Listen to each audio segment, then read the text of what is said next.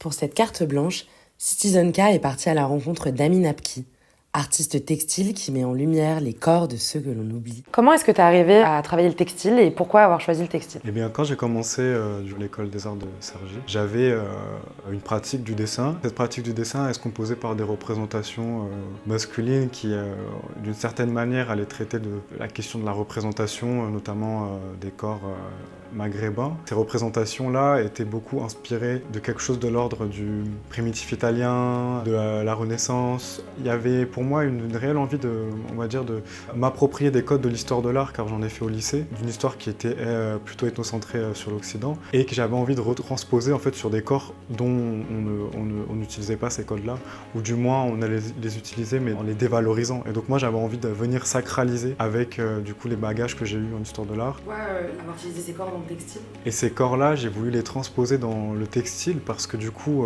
en dehors de mes influences et de mon appréciation des mouvements primitifs italiens et de ces représentations-là, de comment on fait des iconographies sacrées, il y avait aussi en parallèle beaucoup d'envie autour de la texture. J'avais en parallèle dans ma pratique de dessin une pratique de sculpture qui se matérialisait souvent avec du fil et des bouts de tissu qui en fait étaient des choses qui m'étaient familières dans le sens où j'ai grandi dans un environnement où tout l'univers de la passementerie m'était plutôt familier. J'avais toujours une sorte d'obsession, au même titre que, par exemple, les pilles, c'est tout ce qui brillait. Moi, c'était tout ce qui avait des franges et des froufrous et des broderies. Et donc, j'avais ces envies-là, mais je ne savais pas quoi encore en faire. Et j'avais ces dessins. Et donc, je me suis dit, je vais donner une texture à mes dessins. Et donc, je vais venir amplifier mes coups de crayon qui étaient déjà assez filandreux, en fait, graphiquement, avec une technique de broderie, donc qui a principalement, du coup, du punch needle. C'est une technique que j'ai appris seul, du coup, pendant mes études à Cergy. Après, je me suis lancé plus avec des aiguilles de tapissier et j'ai quand même eu cette envie d'aller vraiment garder la peinture également dans mes compositions, ce qui fait que je reste quand même aussi au carrefour d'un héritage méditerranéen dans mes inspirations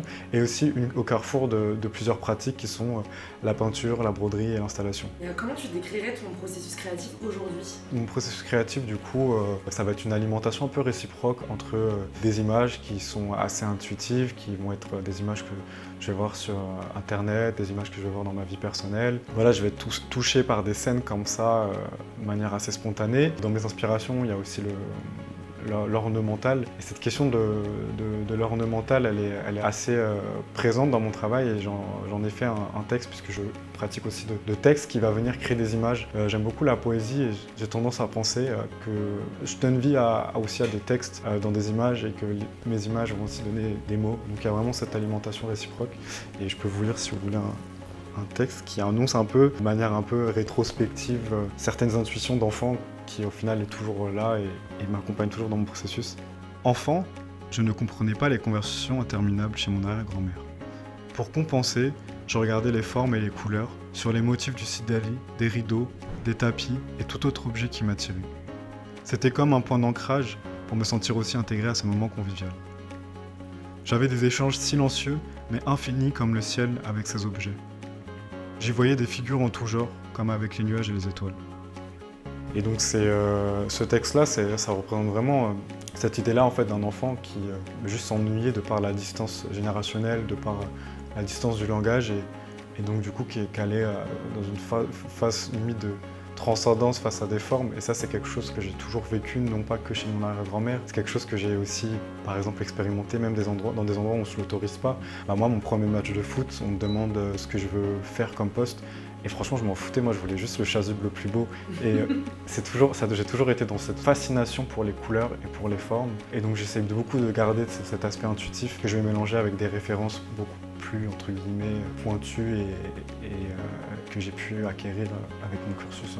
Tu parlais tout à l'heure du corps, et notamment du corps masculin, là où l'histoire de l'art a plutôt tendance à montrer des corps féminins. Est-ce que tu peux me parler de cette démarche ? Du coup, mon rapport au corps, notamment au corps masculin, c'est pour moi un travail qui répond à une question des corps que j'ai appelés les corps manqués-manquants.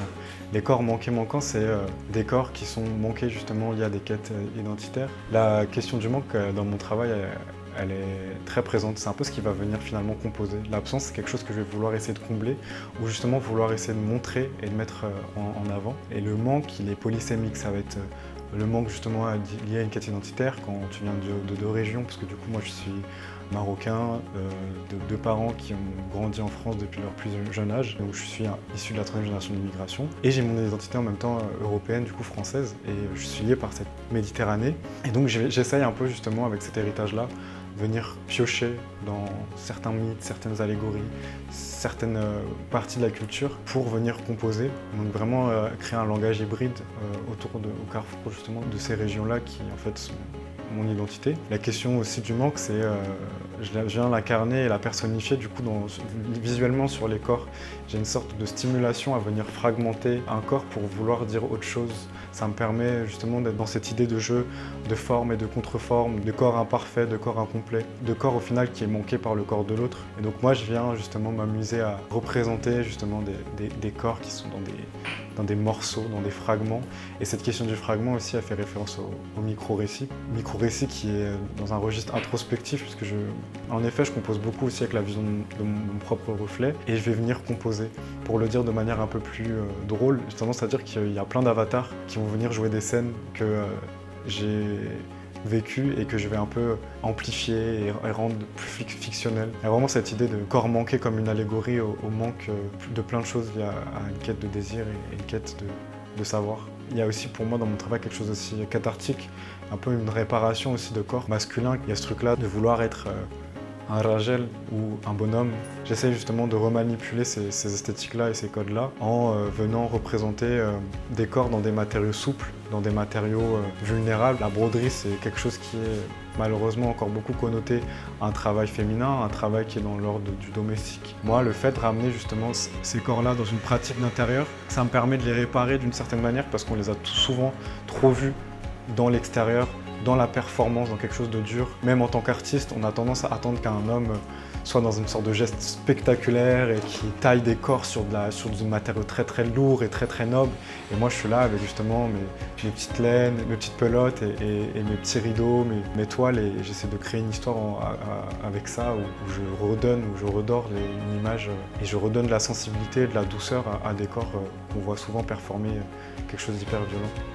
Il y a autre chose qui est assez frappant dans ton travail, c'est ce goût pour la couleur, notamment les couleurs très vives qu'on n'a pas hyper l'habitude de voir dans la photo. Du coup, j'aurais bien aimé que tu me parles un peu de tes inspirations esthétiques. Par rapport à cette question de corps que je vois souvent justement dans des matériaux très durs. En plus de ça, il y a aussi des corps qui sont toujours dans des couleurs assez sobres. Et moi, j'ai vraiment envie d'être à rebours de tout ça et de laisser ces corps-là se reposer et d'être dans un univers chatoyant où il y a des couleurs vives. Et cette idée-là, elle est aussi, les couleurs, c'est une sorte d'affirmation, c'est une sorte d'appel à voir les images. Et finalement, les images, elles sont assez mystérieuses. Donc j'aime bien cette idée-là d'attracter avec des couleurs très très vives et de se rendre compte qu'il y a une sorte de scène assez silencieuse qui témoigne de choses introspectives. Et donc ça me permet de jouer aussi sur ce contraste-là, étant donné que je parle beaucoup de complémentarité dans mon travail. Au niveau des inspirations esthétiques pures, j'aime beaucoup la question de la transfiguration, qui est un geste lié à un épisode biblique. Et étant donné que je m'intéresse beaucoup aux mythologies sacrées qui traversent en fait l'histoire de l'art et des civilisations, j'aime bien jouer avec cette question-là de corps qui vient se transformer. En ce moment, je suis en train de travailler sur des œuvres qu'on pourrait nommer d'artefacts du viril. C'est des œuvres où je vais venir intervenir dans des symboles, comme par exemple le punching ball ou des gants de foot, et que je vais venir apporter de la vulnérabilité dedans. Et donc je vais limite transformer finalement l'intention et le symbole et le détourner pour en faire quelque chose qui va venir dire le contraire et au final dire aussi et donner une certaine vérité à ces corps-là.